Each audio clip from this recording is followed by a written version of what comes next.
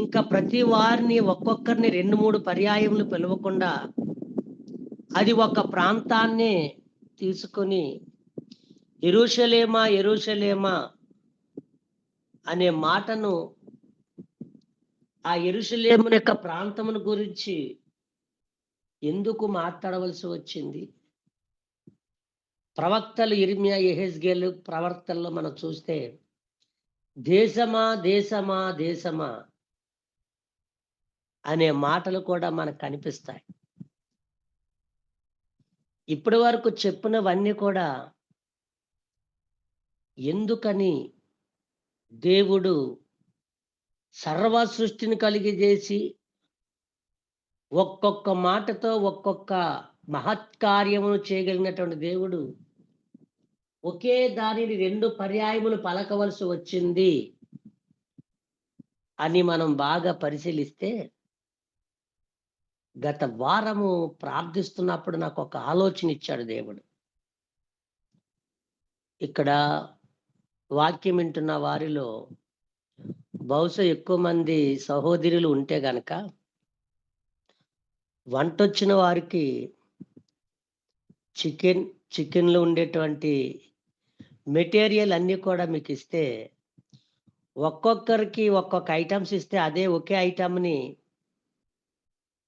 ఒక్కొక్కరు వండే విధానం టేస్ట్ చూస్తే ఒక్కొక్క రుచికరంగా ఉంటుంది.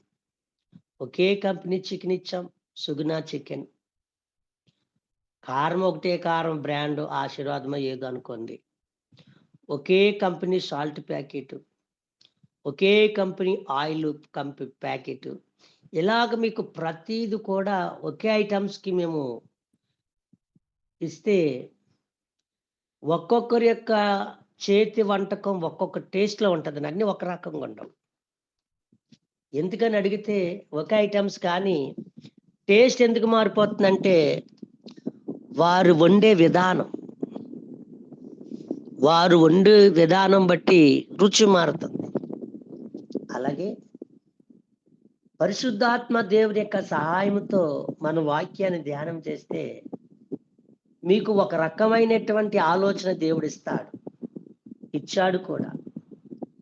ఆ వాక్యాన్ని మీరు చాలాసార్లు చదివారు, అది మన మనసులోనే ఉంటుంది.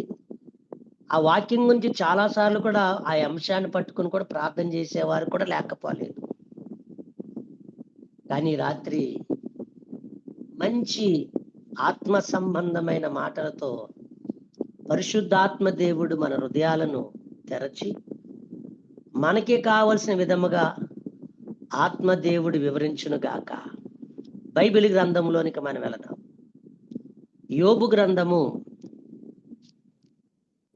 33వ అధ్యాయము. యోబు గ్రంథము 33వ అధ్యాయము 14వ వచనాన్ని చదువుకుందాం. నేను చదువుతున్నాను, అవకాశం ఉన్నవారు చూడండి. యోబు గ్రంథము 33వ అధ్యాయము 14వ వచనం. దేవుడు ఒక్కమారే పలుకును, 2 మారులు పలుకును, అయితే మనుషులు అది కనిపెట్టరు అంటున్నాడు. ఇక్కడ యోబు గారు మాట్లాడుతున్న మాట ఇది. తన స్నేహితులతో మాట మీద మాట మాట్లాడుతూ ఉన్నారు. వాక్యం చదివేటప్పుడు బాగా గుర్తుపెట్టుకోండి. యోబు గారు, యోబు యొక్క శిష్యులు వారు మాట్లాడుకుంటున్నప్పుడు దేవుడు వారి నోటి నుంచి మాట్లాడే మాట అది వారికి సంబంధించినది కాదు. ఒకవేళ వాళ్ళు అది మాట్లాడుకోవచ్చేమో, కానీ వారి నోటి నుండి వచ్చే మాటను దేవుడు భూమి మీద ఉండేటువంటి ఆయన బిడ్డలమైన మన జీవితాలకు సరిపడినటువంటి మాటలు మనం అర్థం చేసుకునేటువంటి అవగాహన అన్నిటిని కూడా వారి సంభాషణలోనే దేవుడు మనకి తెలియపరిచాడు. పౌలు గారు భక్తుడు అంటాడు ఒక చోట, పాత నిబంధనలో లేక భక్తుల గురించి దేవుడు రాసిన ప్రతి మాటలు కూడా మనకి బుద్ధి కలగటానికే దృష్టాంతముగా దేవుడు వాటిని రాసి పెట్టాడని. మనకి బుద్ధి కలగటం అంటే ఉదాహరణ కింద బలాఢ్యుడైన సంసోను గారు ఉన్నారు. తన జీవితంలో చాలా నష్టాలు ఎదుర్కొన్నారు. చివరికి ప్రభువా నాకు బుద్ధి వచ్చింది, ఈ చివరి పర్యాయంలో నన్ను జ్ఞాపకం చేసుకో, నాకు ఇంకెప్పుడు ఏమి ఇవ్వకో, ఇది నాకు లాస్ట్ దినం, కానీ నీ శక్తి అంటే ఇక్కడ నేను చూపించాలి, దయచేసి మరలా నాకు బలమీ ప్రభు అని ప్రార్థన చేస్తే దాదాపుగా 3,000 మంది ఇంచుమించు ఈ యొక్క సంసోను గారు కూడా ఒకే దినాన చనిపోయారు. ఎందుకంటే తన జీవితంలో నష్టాన్ని ఎదుర్కొన్నాడు సంసోను గారు. ఒకవేళ సంసోను గారు బ్రతికుంటే ఆ సమయంలో మనలాంటి వారు వెళ్ళి అడిగితే, అయ్యా ఏంటి మీ పరిస్థితి అని అడిగితే ఏం చెప్పమంటారు? నాలాంటి పరిస్థితి మీలాంటి వాళ్ళకి రాకుండా ఉండటానికి చాలా జాగ్రత్త పడండి. జీవితంలో నేను కోల్పోయిని నా సొంత ఆలోచన బట్టి, నాలో ఉన్న కోరికను బట్టి, మీరు కూడా మనుషులం కాబట్టి మీకు కోరికలు రాక తప్పవు. ఎందుకంటే లోకంలో ఉన్నాం.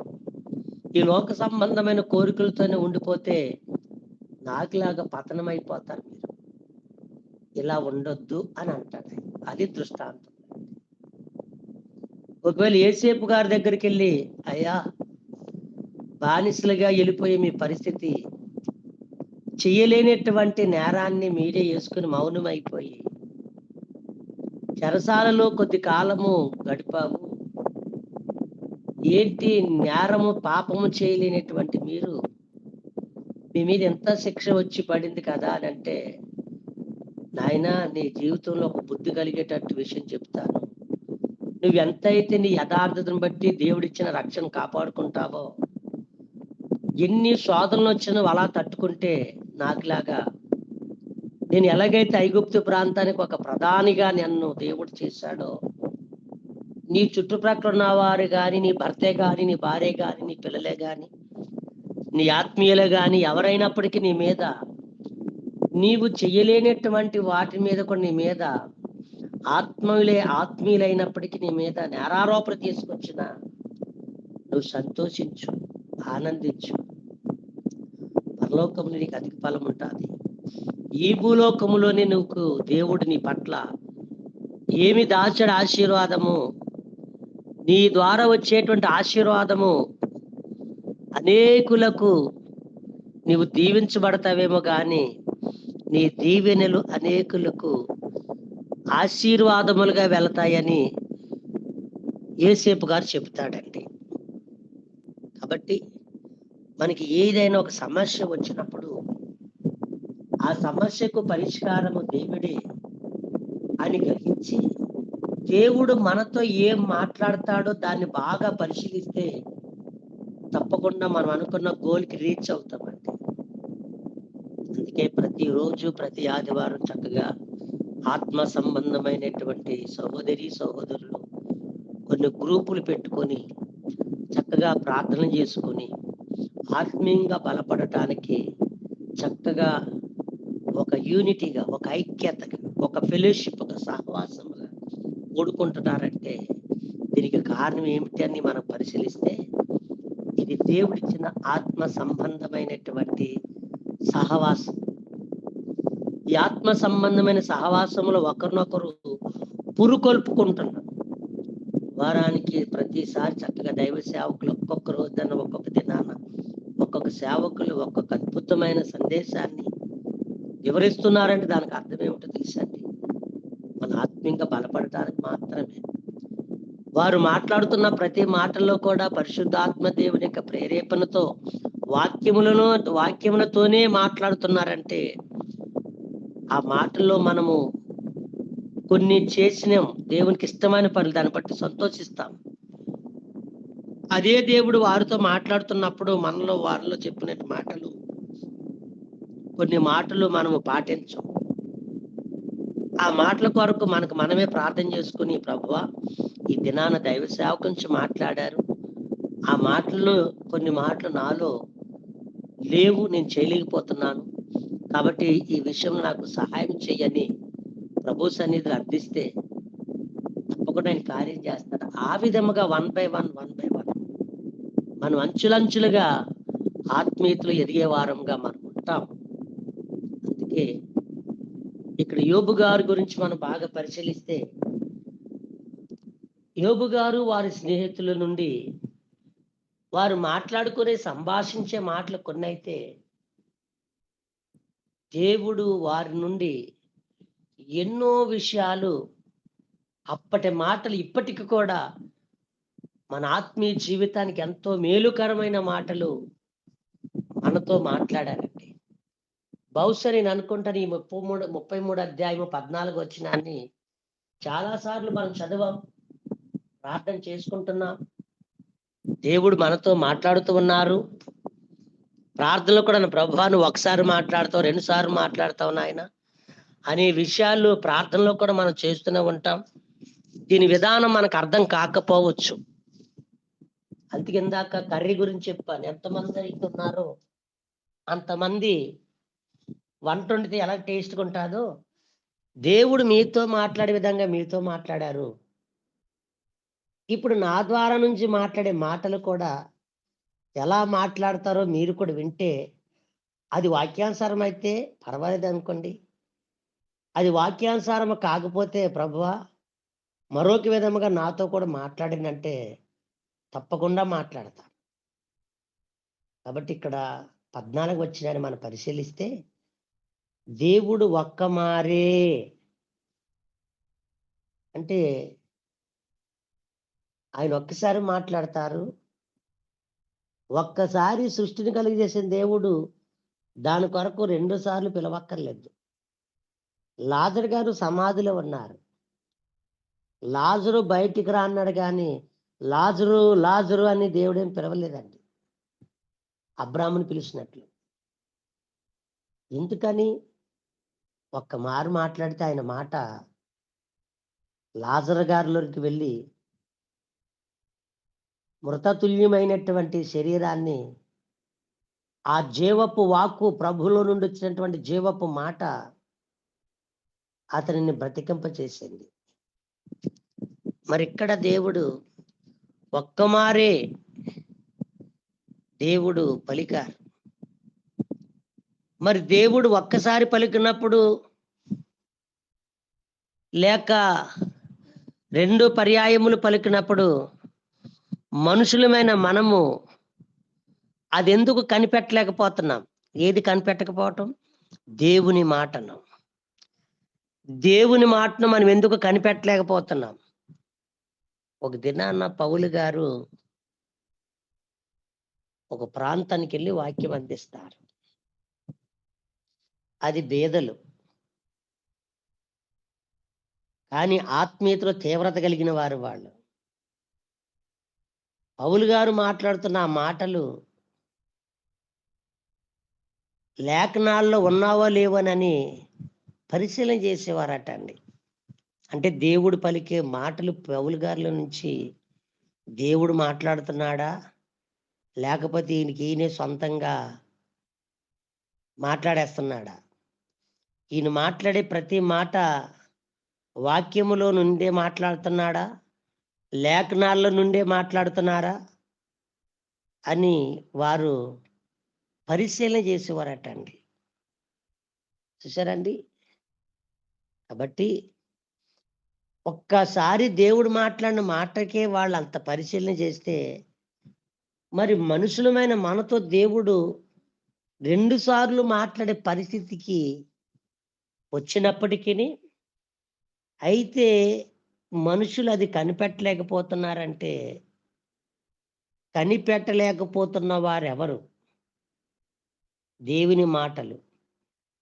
అదే దేవుని మాటలు కనిపెట్టుకుని భద్రపరుచుకున్న వారెవరు అనే విషయాన్ని టూకీగా 2 పాయింట్లు కానీ చెప్తాను.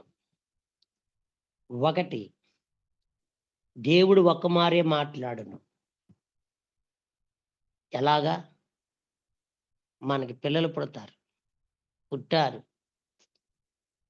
ఈ పుట్టేటువంటి పిల్లలకు దాదాపుగా ఒక 5 సంవత్సరాలు లేక 10 సంవత్సరాలు లోపు పిల్లలకి మనం వాళ్ళ స్కూల్‌కెళ్ళినా గానీ, స్కూల్‌లో చెప్పలేనటువంటి కొన్ని విషయాలు మనం ఇంటికాడ చెప్తామండి.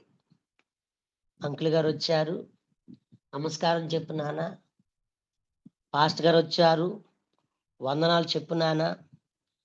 దైవజనులు మన ఇంటికొచ్చినప్పుడు ఎంత నమ్రతగుండాలో, అల్లరి లేకుండా ఎలాగుండాలో, నువ్వు గుడ్ బాయ్ అనిపించుకోవాలి, గుడ్ గర్ల్ అనిపించుకోవాలి అని మనం పిల్లలకు మన ఇంటికి అతిథులు రాకముందే మనం ఎలాగైతే వాళ్ళని అలర్ట్ చేస్తామో, అదే విధంగా మన ఇంటికొచ్చిన వారితో ఎలాగ మాట్లాడాలో నేర్పిస్తామో, అదే విధంగా మనం ఎక్కడికైనా ఎళ్ళేటప్పుడు మన పిల్లలకి ఎలాగైతే కొన్ని మంచి విషయాలు నేర్పిస్తామో, అవి వారికి దాదాపుగా ఒక 10, 12 సంవత్సరాల వరకు కూడా వాళ్ళకి మనం చెబుతూనే ఉంటామండి. ఒక ప్రక్క నుంచి వాళ్ళు స్కూల్‌కెళ్ళినా గానీ, మనం వాళ్ళకి కొన్ని పాఠాలు చెప్తూ ఉంటాం. వాక్యాలు, మాటలు. 2, ఈ పిల్లలకు మన ద్వారా నేర్చుకోవాల్సిన పాఠాలు, మాటలు కొన్నైతే, ఇంకా మరికొన్నున్నాయండి. ఏంటో తెలుసా అండి? 19వ కీర్తనలో రాయబడుతుంది. ఆకాశములు దేవుణ్ణి మహిమపరచుచున్నవి. అంతరిక్షము ఆయన నామమును మహిమపరుస్తూ ఉంది. పగటికి పగలు, రాత్రికి రాత్రి జ్ఞానమును, బుద్ధిని మనకి అవి ఎలాగైతే తెలియపరుస్తున్నాయో, అలాగే దేవుడు ఈ భూమి మీద ఉండేటువంటి సకల జీవులు 84 లక్షల జీవరాశులలో దేవుడు వాటన్నిటిని మన కొరకు నిర్మించినప్పుడు, ఇప్పుడు దేవుడిని ఎరిగినా, ఎరగపోయిన తర్వాత సంగతి గాని, ఈ లోకంలో ఉన్న వారికి ఈ లోక జ్ఞానం అవసరం. మానవుడు భూమి మీద నుండి చంద్రమండలం మీదకెళ్ళేటువంటి జ్ఞానాన్ని అక్కడికి ఎలాగెళ్ళాలో మంచి తెలివిని కనిపెట్టుకున్నాడండి. తనకున్న శక్తి, సామర్థ్యాలు, జ్ఞానము ద్వారా తను ఆలోచించి చాలా ఆశ్చర్యరీతిగా అతను అంత దూరం ప్రయాణం చేయగలుగుతున్నారు. భూమికి, సూర్యుడికి దాదాపు 13 లక్షల రెట్లు పెద్దదని వాళ్ళు చక్కగా జ్ఞానము ద్వారా మంచిగా కనిపెట్టారు దానిని.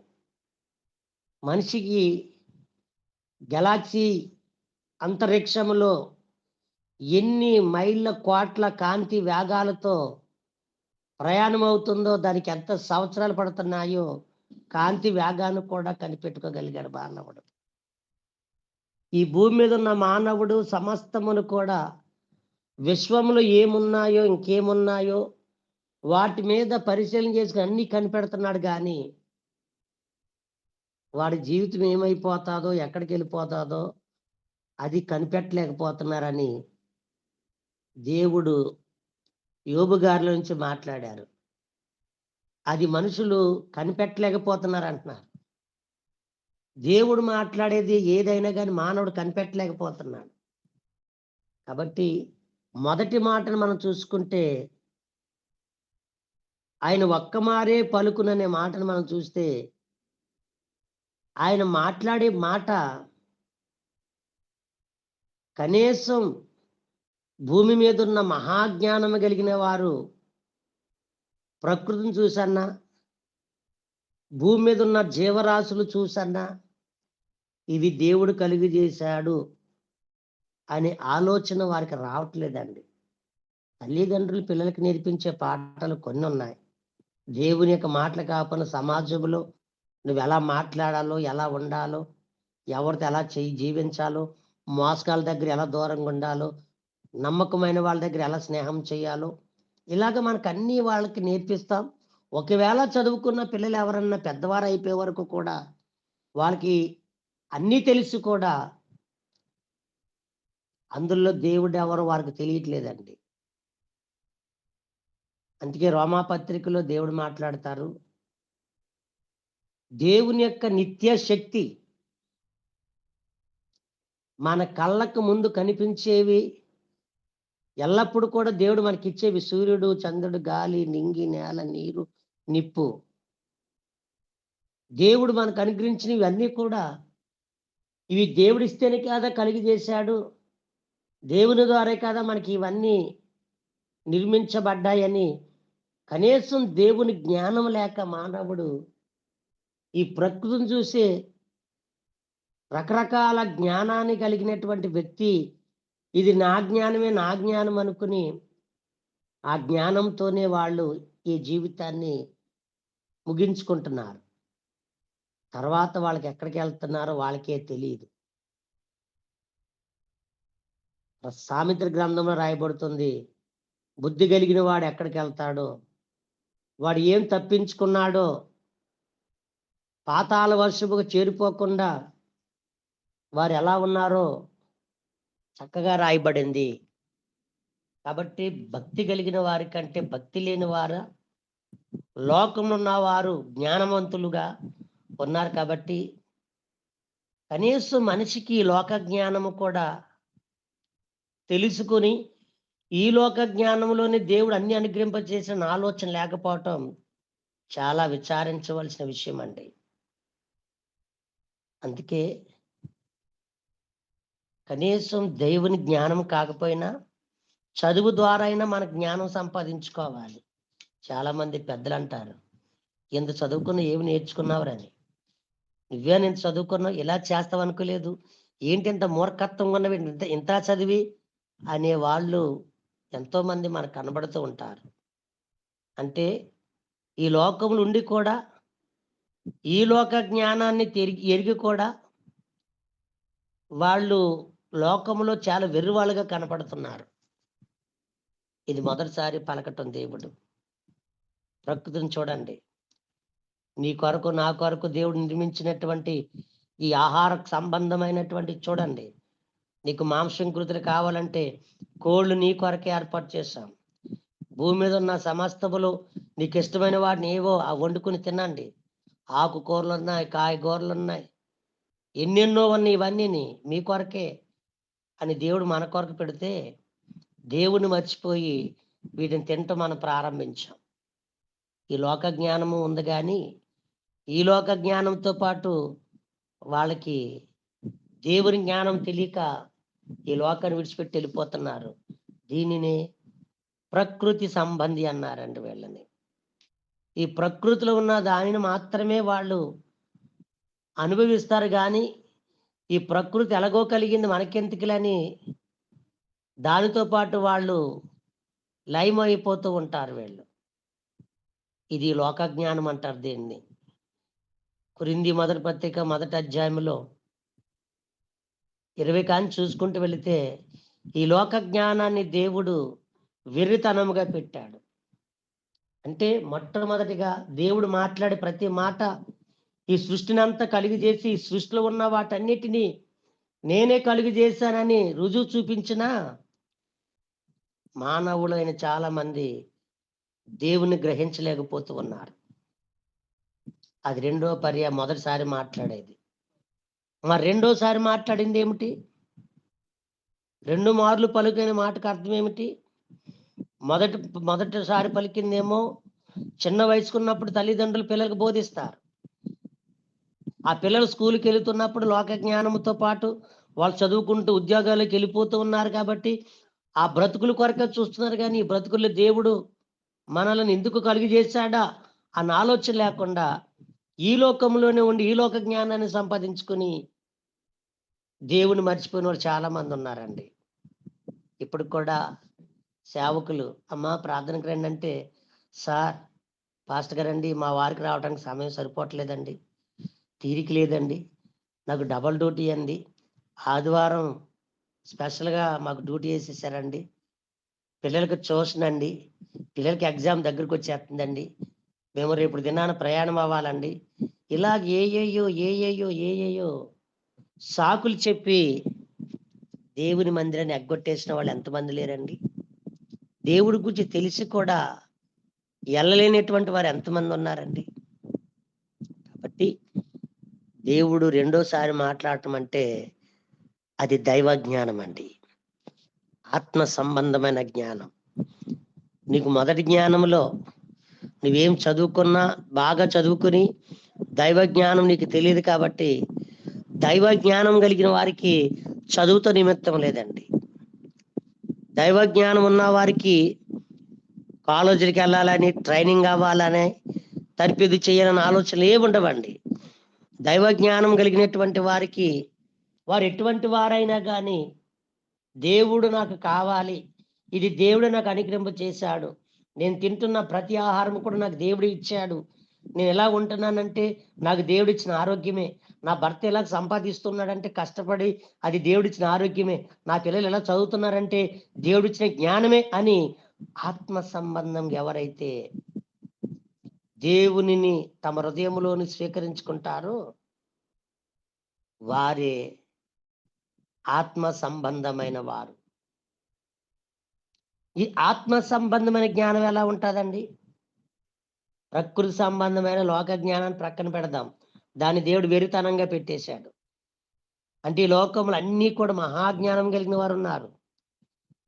వీరు మహాజ్ఞానం కలిగిన వారి దగ్గరికి వెళితే వాళ్ళు ప్రకృతి శబ్దం ద్వారా వచ్చింది, దేవుడు ఎక్కడ ఉన్నాడు అంటాడు వీడు. అందుకే దేవుడు లేడని బుద్ధిని తమ హృదయం అనుకుంటారు. ఇటువంటి వాళ్ళు చెడిపోయిన వారు. వీళ్ళ గురించి మనం చెప్పుకున్న వేస్ట్. దేవుని గురించి ఎవరైతే తెలిసిన వారు ఉంటారో ఇది ఆత్మ సంబంధమైన వారు. ఈ ఆత్మ సంబంధమైన వారు ఎలా ఉంటారంటే ప్రతీది కూడా దేవుడే ఇచ్చాడు అని నమ్ముతారు వీళ్ళు. అటు అన్యజనులు కానివ్వండి, ఎవరైనా కానివ్వండి, దేవుడు ఇచ్చాడని నమ్మేవారు చాలా మంది. మన అన్యజనులు విమర్శించటం కాదు కానీ వారు తమ మనసులో నమ్ముకున్న దైవమును బట్టి భగవంతుడు ఇచ్చాడని ఆయనకి ఏయో మృక్కుబలు పట్టుకొని వాళ్ళు ఏయో చేస్తూ ఉంటారు. వాళ్ళ దృష్టిలో దేవుడు ఉన్నాడు కాబట్టి ఏదో విధంగా స్మరణ చేస్తూ ఉన్నారు వాళ్ళు మనము ఏమంటా కూడా సరిపోం. ఎందుకంటే ఒకప్పుడు మనం కూడా అందులోంచి వచ్చిన వాళ్ళమే. ఇటువంటి వాళ్ళు దేవుడు ఎప్పటికైనా కాపాడతాడు, ఎప్పటికైనా ఆయన వైపుకి ఆకర్షించుకుంటాడు. రెండవదిగా ఆత్మ సంబంధమైనటువంటి ఆత్మ సంబంధమైనటువంటి మన జీవితాలు ఒకసారి పరిశీలన చేసుకుంటే మనకు తెలిసిన విషయం ఏమిటంటే దేవుడే నాకు ఇచ్చాడు అని దేవుని మీద ఆధారపడి జీవించటం. దేవుడు రెండోసారి మాట్లాడేటప్పుడు మన బ్రతుకులు మార్చుకోకపోతే మనము ఆత్మ సంబంధమైనటువంటి ఆశీర్వాదాలు లేక ఆత్మ సంబంధమైనటువంటి మందిరము, ఆత్మ సంబంధమైనటువంటి రాజ్యంలోనికి మనం వెళ్ళలేం. కాబట్టి దేవుని మాట శక్తివంతమైనది. ఇలాగ రెండో మారు మాట్లాడినప్పుడు రక్షణ పొందుకున్న వారు ఎవరున్నారు తెలుసండి? మనకన్నీ తెలుసు. లూకాసు వార్తలో కనబడుతుంది, చదవక్కర్లేదు కానీ 19వ అధ్యాయంలో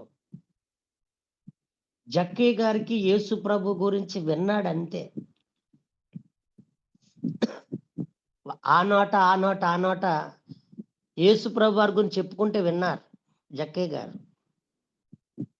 ఆ విన్న వ్యక్తి ఏం చేశాడంటే ఆయన చూడాలనుకుని చెట్టు ఎక్కాడండి. ఆయన చూడాలని చెట్టు ఎక్కారు. ఈ ఆసక్తిని గ్రహించిన దేవుడు ఆ చెట్టు దగ్గరికి వెళ్ళి జక్కయ్య గారి ఇంటికి నేను వస్తాను రా అని చెట్టు మీద ఉన్న జక్కయ్య గారిని పిలిచి జక్కయ్య గారితో పాటు ఇంటికి వెళ్ళారు. జక్కయ్య గారు చేసుకున్న అద్భుతమైన కార్యం ఏమిటంటే తనతో పాటు తన కుటుంబాన్ని కూడా రక్షించుకోగలిగాడు. చూసారండి, దేవుడు రెండోసారి పలికితే ఆ మాట వింటే మనం తప్పకుండా పరసంబంధమైన జ్ఞానాన్ని సంపాదించుకుంటామండి.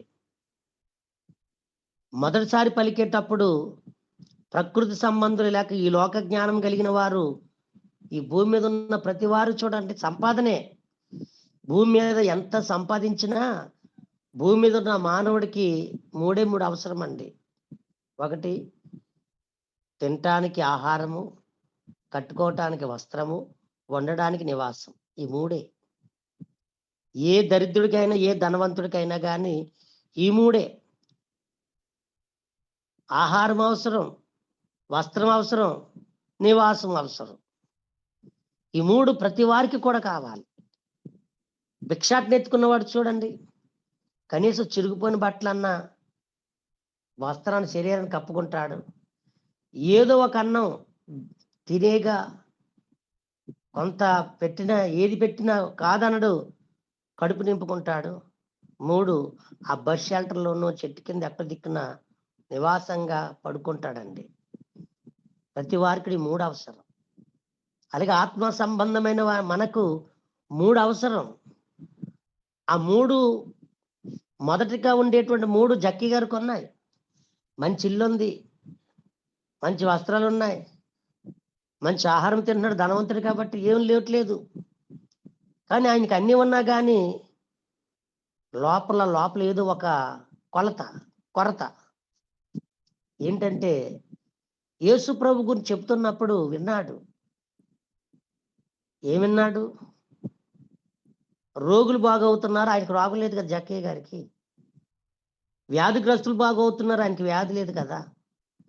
జక్కయ్య గారు అనారోగ్యంగా ఉండి బాగు చేసుకునే మాట ఎక్కడ కనిపించదు మనకు వాక్యంలో. ఈ జక్కయ్య గారుకి ఉన్న అవసరం ఒకటి, యేసుని చూడాలనుకున్నాడు. యేసును చూశారు, యేసే తన ఇంటికి వెళ్ళారు. యేసు ఏమీ మాట్లాడదు. ఆయన హృదయంలో మార్పు వచ్చేసింది. ప్రభువా, నేను ఎవరి దగ్గర అన్యాయంగా తీసుకున్నాను కాబట్టి నేను వాళ్ళకి 4 అంతలు ఇచ్చేస్తున్నాను. అంటే జక్కయ్య గారికి ఎవరి దగ్గర అన్యాయంగా తీసుకున్నానో వారికి నేను 4 అంతలు ఇచ్చేస్తానంటే అర్థం ఏంటి తెలుసండి? జక్కయ్య గారికి ధర్మశాస్త్రం తెలుసు, దేవుని యొక్క మాటలు ఆయనకి తెలుసు. కాబట్టి మొదటిసారి నేను సంపాదించిన సంపాదన అంతా కూడా నాకు ఎందుకు పనికొచ్చింది అనుకున్నాడు. కానీ తర్వాత నిత్యత్వం కోల్పోతాను బాబు, అన్యాయంగా ఒకవేళ ఉన్నదేమో సంపాదన అనుకుని నేను నా కుటుంబం ప్రభు దగ్గరికి వెళ్తే ఆయన రాజ్యం ఉంటే చాలు అనుకుని జక్కయ్య గారు ఆ నోట మాట కూడా విన్నాడు. ధర్మశాస్త్రం నా మాటను నెరవేర్చేటువంటి వ్యక్తి యేసయ్యని గ్రహించాడు. కాబట్టి ప్రభువా, నేను వాళ్ళకి ఇచ్చేగా సగము ఉన్న దాంట్లో సగం అమ్మేసి పేదలకు ఇస్తాను, నీవు మాత్రం నాకు కావాలి, నా కుటుంబానికి అవసరం అవ్వాలని కుటుంబాన్ని కూడా కాపాడుకోగలిగిన వ్యక్తి. రెండో మారు మాటకే జక్కయ్య గారు తన కుటుంబాన్ని కాపాడుకోగలిగాడు. జైలు అధికారి చూడండి, మీకు ఇంత వివరించక్కర్లేదు. ఆ జైలు అధికారికి తనకి ఏ యాక్సిడెంట్లు అవ్వలేదు, ఇంటికాడ ఉన్న వాళ్ళకి ఏ యాక్సిడెంట్ అవ్వలేదు. ఆ జైలు అధికారి రాత్రి అర్ధరాత్రి సమయంలో ఇంటికి తీసుకెళ్ళాడు పౌలు శీల గారిని. అక్కడ భార్య పిల్లలు లేపడు అర్ధరాత్రి నిద్రమత్తులో ఉన్నారు. పౌలు గారిని పరిచయం చేశారు. అవన్నీ గ్రహించారు కుటుంబీకులు. పౌలు గారు అంటాడు అక్కడ వాక్యంలో, వారి గాయాలను కడిగిన మాట కనపడద్ది. వాళ్ళు ఏం కుష్ఠరోగులా?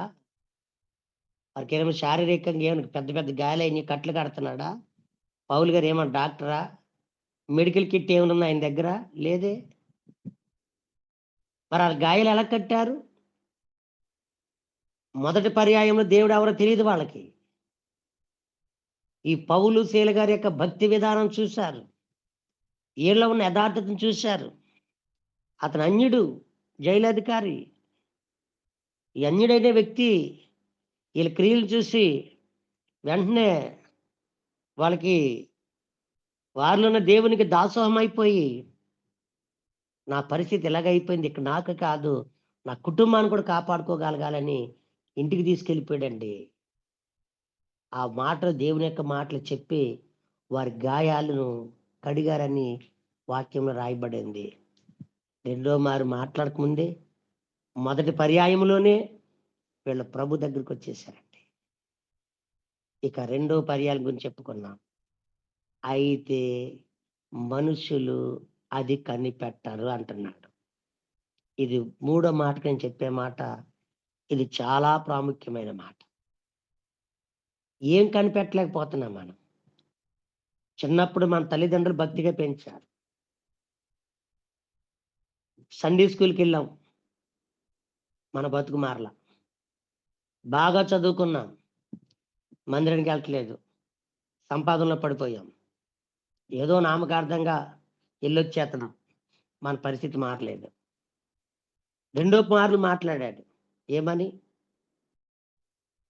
ప్రతి ఆదివారము గుళ్ళోకెళ్ళినా గాని నువ్వేం నేర్చుకుంటున్నావు అని భర్త భార్యను, తల్లిదండ్రులు పిల్లలను, లేక పిల్లల తల్లిదండ్రులు కొన్ని కొన్ని విషయాల్లో డాడీ నువ్వు చర్చికెళ్తున్నా గాని నీలో ఉన్న ప్రవర్తన మారలేదు.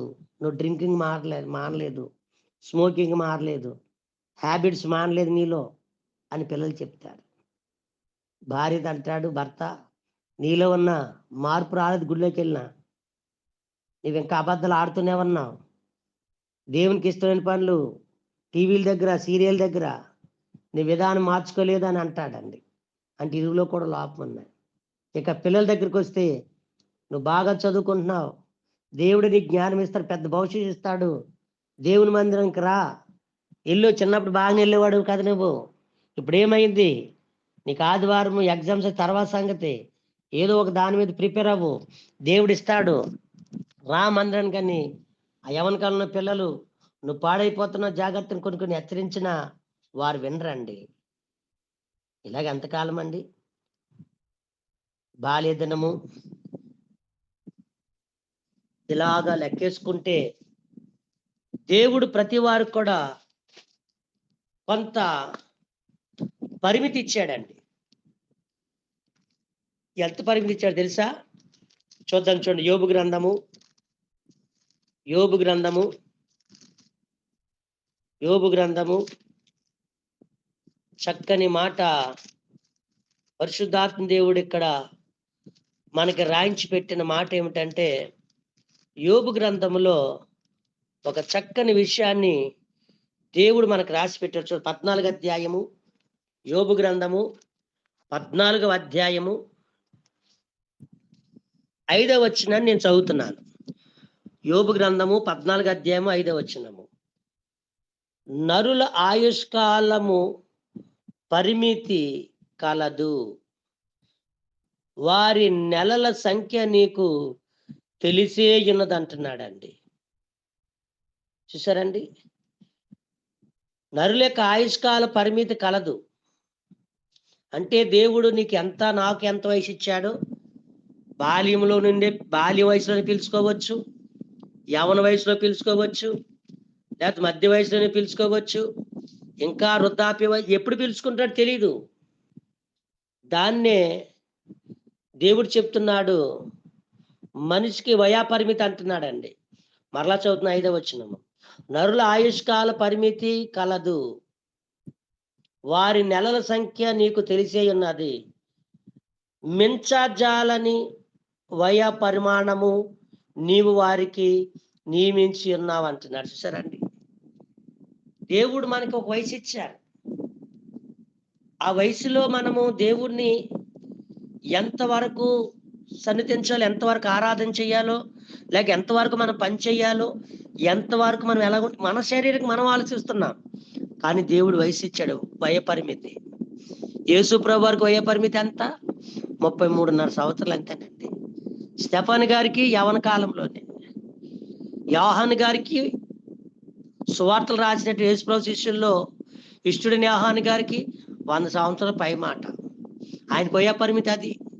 అపోస్తులు చిన్న వయసులో చనిపోయిన వారు, సువార్త పరిచర్లో చనిపోయిన వారు, చిన్న వయసులో చనిపోయిన వారు, వయా పరిమితి. ఇంతకు మించి జాలిపోకుండా దేవుడు వాళ్ళకి ఒక బార్డర్ పెట్టేశాడండి. ఈ బార్డర్లో మించిపోవడానికి వీలు లేదు, వచ్చేయాలంటాడు దేవుడు, అంతేనండి. మనం అనుకుంటే నిన్నే కదా పెళ్ళి అయింది, ఇంట్లో చనిపోయి ఏ ప్రమాదం జరగలేదు, ఏంటి జీవితం ఇలాగ అయిపోయింది, దేవుడు ఇలా చేసాడంటే అనుకుంటారు. ఇంకా కొద్దిమంది ఇల్లు కట్టుకుని రేపు ఓపెనింగ్ అన్నప్పుడు ఆ ముందు రోజునే వాళ్ళు ప్రాణాలు కోల్పోయిన చాలా మంది ఉన్నారు. ఇలాగ ఎంతో మంది ఉన్నారు. సేవకొచ్చిన ఉంటారు. సేవ చేస్తూ ఉంటారు. చాలా అద్భుతంగా చేస్తారు. వచ్చిన కొద్ది కాలానికే వారు ఈ లోకాన్ని విడిచిపెడతారు. అందరూ అనుకుంటారు సంఘం బాగా డెవలప్ అవుతున్న సమయంలో దేవుడేంటి ఇలా తీసుకెళ్ళిపోయాడు. దేవుడు కొద్ది కాలం ఉంచితే ఎంత బాగుండును అని మనము రకరకాలుగా అనుకుంటాం. ఎవడన్నా మంచి చెడ్డవాడు చచ్చిపోతే వాడు చేసే దౌర్భాగ్య పని అలాగే ఉంది. అందుకే వాడు వెళ్ళిపోయాడు. అలాగే ఉండాలని నీకు నువ్వే తీర్పు తీర్చేసుకుంటాం మనం. అందుకే గత వారం వాక్యం కూడా అదే చదువుకున్నాం. తీర్పు గురించి. మనము దేవుడు మనకు నియమించిన కాలాన్ని మనము దాటిపోకుండా చాలా జాగ్రత్త పడాలి. తీర్పు తీర్చుకోకూడదు. ముందు మనము తీర్పు తీర్చుకునే స్థాయిలోకి మనం వెళ్ళాలి. ఇతరుల గురించి కాదు. మరి అటువంటి పర్యాయంలో దేవుడు ఇతరుల గురించి ఎలాగెందుకు చనిపోయాడు, మంచివాడు, చెడ్డవాడు ఇలాగే చావాలని ఎందుకు అనుకుంటున్నాం మనం? ఇది దేవుడు పెట్టిన నియమం అండి. ఇది ఎవడు తీయడానికి వీల్లేదు. అయితే ఇది మనకు తెలియదు. పుడతామంటే అందరూ తల్లి గర్భం నుంచి పుడతారు గానీ, పోయేటప్పుడు ఎలా పోతాడో తెలీదు. ప్రమాదంలో పోతాడు, హార్ట్ అటాక్‌లో పోతాడు, మంచం మీద పడుకొని వెళ్ళిపోతాడు, బాత్రూమ్‌లో పడిపోయి వెళ్ళిపోతాడు, ఎక్కడో దూరంగా వెళ్లి ట్రైన్‌లో కన్ను మూసేస్తాడు. ఎవడికి తెలుస్తది చెప్పండి? అది తెలిస్తే ఎవరికన్నా అక్కడికెళ్తారా వాళ్ళు? ఎళ్ళరు కదా! కాబట్టి దేవుడు పిలుచుకునేది ఒక ఇంచు కూడా ఆయన పెంచడండి. హిజ్కియా గారి విషయంలో దేవుని చిత్తం ఏదో ఉంది మనకు తెలీదండి. మనం ప్రశ్నించడం సరిపోం మనం. కాబట్టి దేవుడు ప్రతి వారికి కూడా వయ పరిమితి ఇచ్చాడు. నా మాటలు ముగించడానికి ఇష్టపడుతున్నాను. చివరి మాట, ఇప్పుడు ఇది మీకు, నాకు, మనందరికీ కావలసినటువంటి మాట అండి. యోబు గ్రంథమే చివరి రిఫరెన్స్‌గా చూసుకుందాం. యోబు గ్రంథము అదే అధ్యాయము 33వ అధ్యాయం మొదటిసారి చదువుకున్నాం. 33వ అధ్యాయము. అయితే మనుషులు అది కనిపెట్టరని ఉంది కదా. 14వ వచనంలో కాస్త కిందకి చదువుతాను చూడండి. కిందకి 19వ వచనం చదువుతున్నాను నేను చదువుతున్నాను 19వ వచనం. ఆ పైదంతా ఖాళీగా ఉన్నప్పుడు చదవండి. మీకు దేవుడు అంతా విషయాలు తెలియపరుస్తాడు. మనుషుడు ఎందుకు కనిపెట్టకపోతున్నారో, దేవుడు మనుషులను ఎలాగ కనిపెట్టేటట్లుగా ఎవరిని? దేవుని కనిపెట్టేటట్లుగా. చిన్నప్పుడు దేవుడు నాకు తెలుసండి. సండే స్కూల్‌కి వెళ్ళానండి. మధ్య వయసులో కూడా వెళ్ళానండి. దేవుడు నాకు తెలుసండి. దేవుడు నన్ను దెబ్బ కొట్టాడండి కొన్ని విషయాల్లో. నాకు బాగా తెలిసిందండి ఇప్పుడు. అన్నా గాని వారిలో కొన్ని బలహీనతలు పోవండి. చిన్ననాటి నుండి ఇప్పటి వరకు కూడా 4 కాలాల్లో బాల్య, యవ్వన, మధ్య, వృద్ధాప్య కాలాలు వచ్చే వరకు కూడా ఒకవేళ భూమి మీద దేవుడు అటువంటి వారిని ఉంచితే గనక ఎందుకు ఉంచాడో తెలుసా అండి? మనలను ఇంకా మనలో కొన్ని మాటల ద్వారా, అబద్ధాల ద్వారా, మనలో ఉన్న తలంపుల ద్వారా, మనలో ఉన్న కొన్ని బలహీనతలు ఉన్నప్పటికీ దేవుడు మన భూమి మీద ఎందుకు ఉంచారంటే మనల్ని పరిపూర్ణం చేయటానికండి. మనం ఆయన దగ్గర పరిపూర్ణంగా చేయటానికి ఆయన మనల్ని వాడుకుంటున్నాడు. కాబట్టి దేవుడు ఏమనుకోడు తెలుసా? నువ్వు చిన్నప్పుడు మొదలుకొని ఇప్పటి వరకు నా మందిరములో ఉండి, నా సందులో పాటలు పాడి, కానుకలేసి, వాయిద్యాలు వాయించి, సాక్ష్యాలు చెప్పి, పరిచర్లు సహకరించి, యాంప్లిఫైర్లు, కాంగోలు, చాపలు, పరిచర్లు అన్ని మోసి చేసి సాక్షిగా నిలబెడితే నీలో బలహీనతలు ఉన్నాయనుకుని ఆ బలహీనతలు బట్టి నేను నరకానికి పంపించేద్దాం అనుకున్నావా? లేదు లేదు లేదు. నీవు నాకు కావాలి. నువ్వు అబద్ధికుడివైనా నీతిమంతుడికి ఒక్కడే లేడు భూమి మీద. అందరూ త్రోవ తప్పిపోయారు. నువ్వు త్రోవ తప్పిపోయి నిత్య నరకానికి వెళ్ళిపోతే ఎలాగా? నీవు నాకు అవసరం. చిన్నప్పుడు మీ అమ్మ, మీ నాన్న, తల్లిదండ్రులు అందరూ ఎందుకు సండే స్కూల్‌కి పంపించారు నిన్ను? ఒక్కోసారి డొమా కొట్టేసి ఆరాధన మానేసావు. అయినా నేను త్రోసివేసాను అనుకున్నావా? నీ భవిష్యత్తు బాగులని నీ తల్లిదండ్రులు ట్యూషన్‌కి పంపించొచ్చు, స్కూల్‌కి పంపించొచ్చు.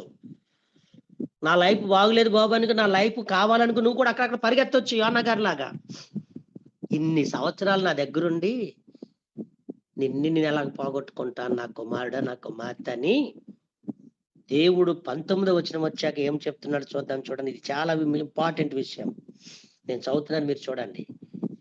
వ్యాధి చేత మంచం ఎక్కుట వలనను ఒకని ఎముకలలో ఎడతెగని నొప్పులు కలుగుట వలనను వాడు శిక్షణము నొందును అనే మాట కనపడుతుంది. అంటే చిన్న వయసు అయినా 4 కాలాలు, నేను పదే పదే చెప్పను ఇంకా. 4 దశలు, ఏ దశలైనా మనము దేవునికి అవసరము కాబట్టి మనల్ని వదులుకోడండి. ఇందాక ఒక మాట చెప్పాను మీకు, చదివించను గాని ఒక మాట చెప్పాను. ఏమిటో తెలుసా? సంసోను గారి గురించి ఒక మాట చెప్పానండి. సంసోను గారి గురించి ఒక మాట చెప్పినప్పుడు, సంసోను గారి గురించి బైబిల్ గ్రంథంలో అతడు బలహీనుడే, అతను పనికిరాని వాడే, అతడు చివరికి చాలా అంధత్వం కలిగిన వ్యక్తే. కానీ అతని గురించి బైబిల్ గ్రంథంలో ఎంత బాగా రాసుకుని వచ్చాడండి. విశ్వాస వీరుల యొక్క జాబితాలలో హెబ్రీ గ్రంథకర్త 11వ అధ్యాయంలో మనకి ఇంకా బాగా చదివితే కనిపిస్తుంది. 32వ వచనములో చాలా మంది విశ్వాస వీరుల్లో వీళ్ళు కూడా ఉన్నారు. వీళ్ళందరూ కూడా విశ్వాసం ద్వారా రాజ్యాలను, నీతి కార్యాలను జరిగించిననే మాట కనబడుతుంది 32వ వచనంలో. 11:32 హెబ్రీ పత్రికలో. అందులో ఎవరున్నారంటే సంసోను గారు ఉన్నారండి. చూసారు, విశ్వాస వీరుడు సంసోను గారు. అంత వ్యక్తిగా ఉన్న వ్యక్తిని దేవుడు నరకానికి ఎలా పంపిస్తాడండి? సొలొమోను గారి పేరు రాయనంత మాత్రాన నరకానికి పోయాడు నన్ను అడగండి, పైకి వెళ్ళకి మీరే అడగండి. మనం గ్రహించవలసింది ఒకటి, సంసోను గారైనా ఎవరైనా దేవుడు ఎవరిని వదలరండి. చిన్న వయసులో, బాల్య వయసులో మనము కొన్ని తప్పేట అడుగులు వేసాం. వివాహమైన తర్వాత, పిల్లల కన్నా తర్వాత కూడా చాలా రకరకాల వ్యవహారాలు చేస్తూ ఉన్నారు. రెండో మారు పలికిన మనం అది కనిపెట్టాం. అదేందా చదివించాను, అయితే మనుషులు అది కనిపెట్టరు. దేవుడు ఒకసారి మాట్లాడాడు తల్లిదండ్రుల ద్వారా, చదువు ద్వారా. దేవుని తెలుసుకోలేదు. రెండోసారి దేవుడు ఆత్మ సంబంధం ధర్మశాస్త్ర వాక్యాన్ని క్రీస్తు ప్రభు వారు వచ్చారు. మారు మనసు పొందుకున్నాం, రక్షణ పొందుకున్నాం, బాప్తిసం తీసుకున్నాం, దేవుని కొరకు వాడబడుతున్నాం. అయినా మనలో ఉన్న బలహీనతలు అలాగే ఉన్నాయి. చాలా మంది ప్రసంగాలు చేస్తారు, ప్రసంగం తగ్గట్టుగా బ్రతకరు.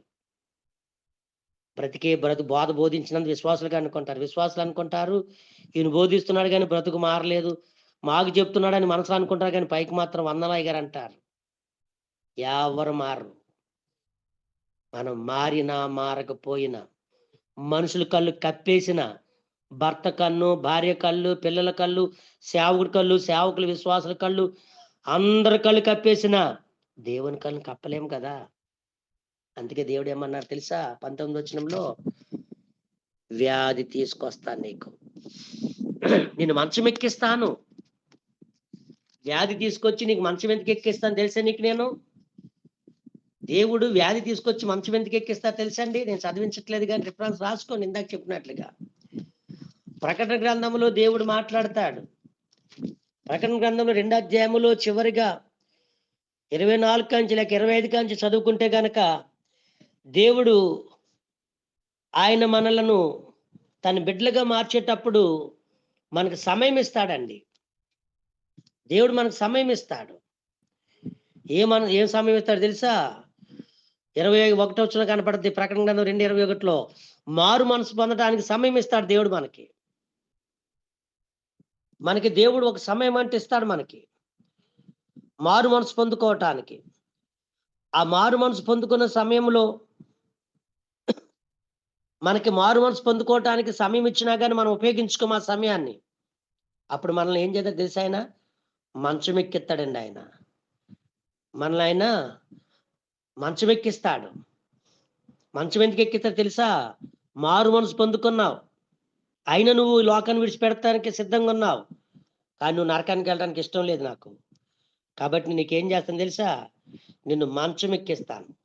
ఎందుకు మంచం ఎక్కిస్తాను తెలుసా? నువ్వు మారు మనసు పొందుకోవాలని మంచం ఎక్కిస్తాను. ఇదండి మారు మనసు పొందుకోవటానికి మంచం ఎందుకు ఎక్కిస్తాడంటే, దేవుడు మనల్ని దేవుని సందులో మనం పరిపూర్ణంగా ఉండటానికి. మనకు మంచం మీద ట్రైనింగ్ ఇస్తాడనమాట అండి. శిక్షణ అనే మాట కనపడుతుంది అక్కడ. యోబు గ్రంథం 33:19 కనపడుతుంది. ఆయన మన మంచం ఎందుకు ఎక్కిస్తాడంటే, వ్యాధి చేత మనకి ఎముకలు, ఆ ఎముకలు దెబ్బలు, ఆ బాధలు, ఆ బాధలున్న వేదన తట్టుకోలేక, ఆ నొప్పులు తట్టుకోలేక మనం చాలా శ్రమలు అనిపిస్తాం. ఎన్ని బాధలొచ్చినా గానీ, మనము చూస్తే కింద జవాబు రాశాడు చూడండి. యోబు గ్రంథం 33:20 రొట్టియు రుచిగల ఆహారమును వానికి అసహ్యమగును అంటున్నాడు. 21 వాని శరీర మాంసము క్షీణించిపోయిన వికారమగును. చూసారండి? చివరికి ఈ నొప్పులు, ఈ బాధలు, మాంసం శరీరం అంతా క్షీణించిపోయినప్పుడు డాక్టర్ గారు అంటాడు, ఈ మందులు వాడితే తగ్గిపోద్దామంటాడు. మనం అంటాం లిక్విడ్ అని, మంచి మంచి ఆహారాలు ఎన్నెన్నో తెచ్చి పెడతాం. అది వృద్ధాప్యం కాకపోవచ్చు. యవ్వన కాలంలో ఉన్న వాళ్ళు చాలా మంది ఉన్నారండి. ఒక్కళ్ళు తీయడానికి వీల్లేదు. దేవునికి మనం అవసరం అవుతే, దేవుని ఎరిగి ఉంటే, దేవుని యొక్క కృప, దేవుని యొక్క శక్తిని, ఆయన సన్నిధిలో ఉండేటువంటి పరిపూర్ణత, పరలోక రాజ్యం నాకు కావాలనుకుని ప్రభు మందిరానికి వస్తే, యేసు ప్రభుని విశ్వాసం ఉంచితే మన లోపంలాగా నుంచి నరకానికి పంపించడండి. మనకు ట్రైనింగ్ ఇస్తాడు మంచం మీద. ఆ ఎముకలు, నొప్పులు, బాధలు ఇవన్నీ ఎందుకు వస్తాయో తెలుసా? ఎక్కడైతే తప్పిపోయామో, ఏ విషయంలో అయితే దూరం అయిపోయామో, ఎక్కడైతే దేవుని ఎరగకోకుండా ఎరిగి కూడా దేవుని కళ్ళు కప్పేశామో, విచ్చలవిడిగా తిరిగామో, ఇవన్నీ భార్యకి తెలియకపోవచ్చు, భర్తకి తెలియకపోవచ్చు, పిల్లలకి తెలియకపోవచ్చు, తల్లిదండ్రులకు తెలియకపోవచ్చు, సేవకుడికి తెలియకపోవచ్చు, సేవకుడు చేసే వ్యవహారాలు విశ్వాసులకు తెలియకపోవచ్చు. దేవుని కళ్ళు కప్పలేము కదా. రెండోసారి చెప్తున్నాను. ఇప్పుడు దేవుడు చూశాడు.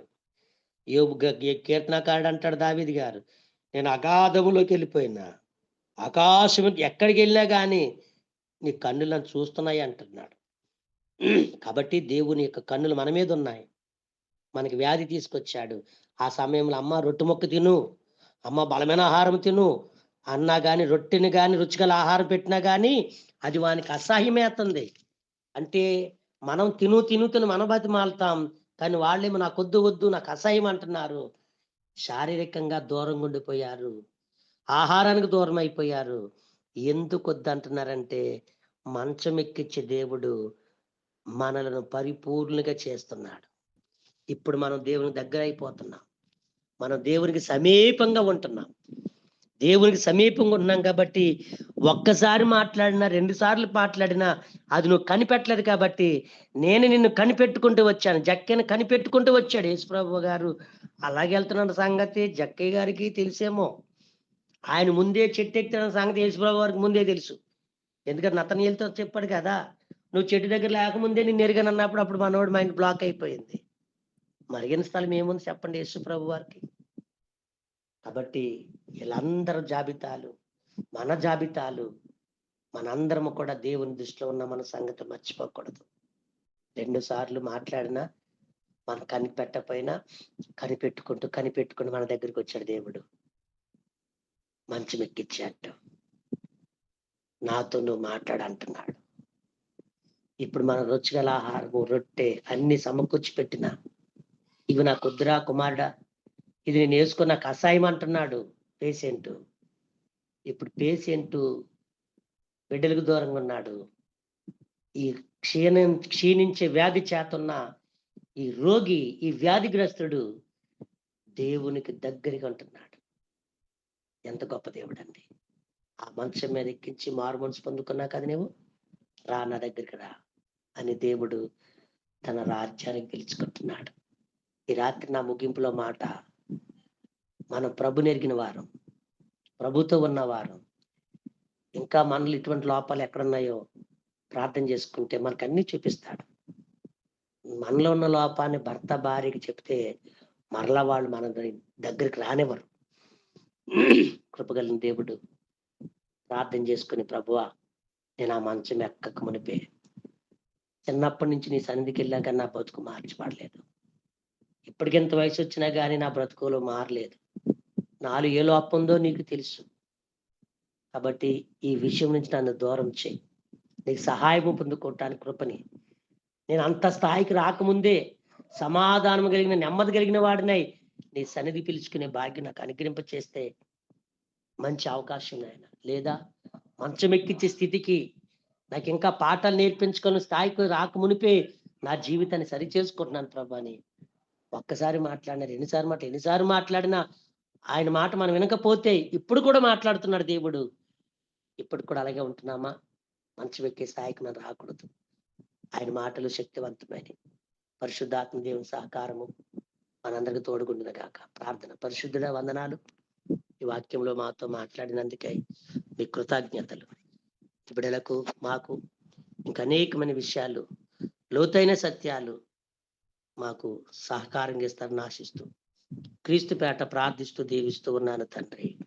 తండ్రి, కుమార, పరిశుద్ధాత్మ దేవుని తోడేండి నడిపించుకున్నాక. ఆమేన్. అందరికీ వందనాలు బ్రదర్. అందరికీ వందనాలు. వందనాలు బ్రదర్. అందరికీ వందనాలు సిస్టర్. వందనాలు సిస్టర్స్ అందరూ. అందరికీ ప్రైజ్ లార్డ్ సిస్టర్. వందనాలు సుదీప్తి.